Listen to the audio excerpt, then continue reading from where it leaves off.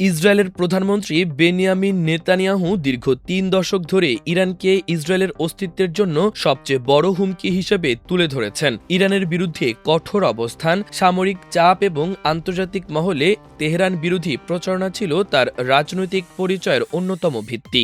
কিন্তু ইরানের সঙ্গে দীর্ঘ সংঘাতের পর যুক্তরাষ্ট্র ও ইরানের মধ্যকার সাম্প্রতিক চুক্তিকে কেন্দ্র করে এখন উল্টো নেতানিয়াহুকেই কঠিন সমালোচনার মুখে পড়তে হচ্ছে।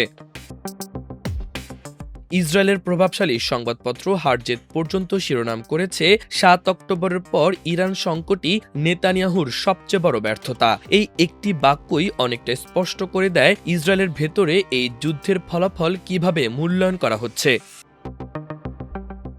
প্রায় ৩.৫ মাস ধরে চলা সংঘাতের পর যুক্তরাষ্ট্র ইরানের সঙ্গে একটি অন্তর্বর্তীকালীন চুক্তির মধ্যস্থতা করছে। তবে সমালোচকদের দাবি, এই চুক্তিতে ইসরায়েলের মতামত বা প্রভাব প্রায় অনুপস্থিত ছিল।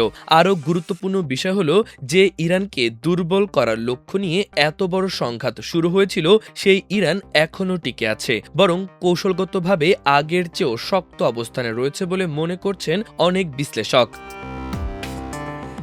সমালোচকদের মতে, যুদ্ধের পরও ইরানের শাসন ব্যবস্থা ভেঙে পড়েনি, দেশটির আঞ্চলিক প্রভাব কমেনি, এমনকি হরমুজ প্রণালীর ওপর তাদের প্রভাবও অটুট রয়েছে। ফলে যে লক্ষ্য সামনে রেখে যুদ্ধ পরিচালিত হয়েছিল তার বড় অংশই অর্জিত হয়নি।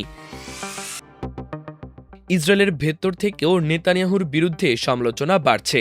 আসন্ন নির্বাচনে তার অন্যতম প্রতিদ্বন্দ্বী গাদি আইজেনকোট এই পরিস্থিতিকে একটি ব্যর্থ সরকারের হতাশাজনক পরিণতি বলে আখ্যা দিয়েছেন।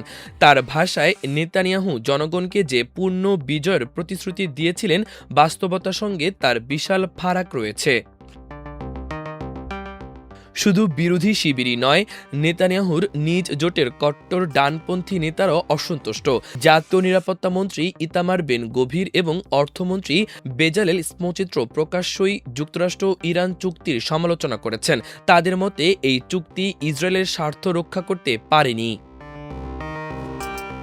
এদিকে ইসরায়েলের সাবেক সরকারি উপদেষ্টা ড্যানিয়েল লেভি মনে করেন, যুদ্ধ শুরুর সময় ইসরায়েলের ধারণা ছিল যুক্তরাষ্ট্র সরাসরি জড়ালে ইরানকে সহজেই পরাজিত করা যাবে, কিন্তু বাস্তবতা সম্পূর্ণ ভিন্ন হয়েছে।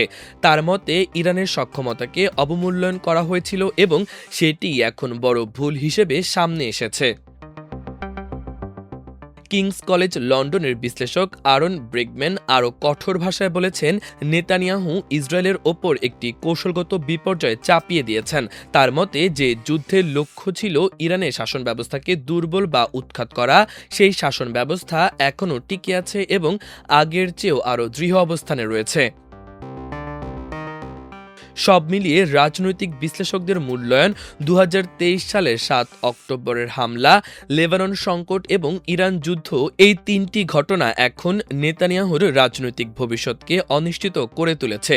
বহু বছর ধরে যে ইরান ইস্যুকে নিজের সবচেয়ে বড় রাজনৈতিক শক্তি হিসেবে ব্যবহার করেছেন তিনি, আজ সেই ইস্যুই তার জন্য সবচেয়ে বড় দুর্বলতায় পরিণত হয়েছে। মাল্টিমিডিয়া ডেস্ক, আমার দেশ।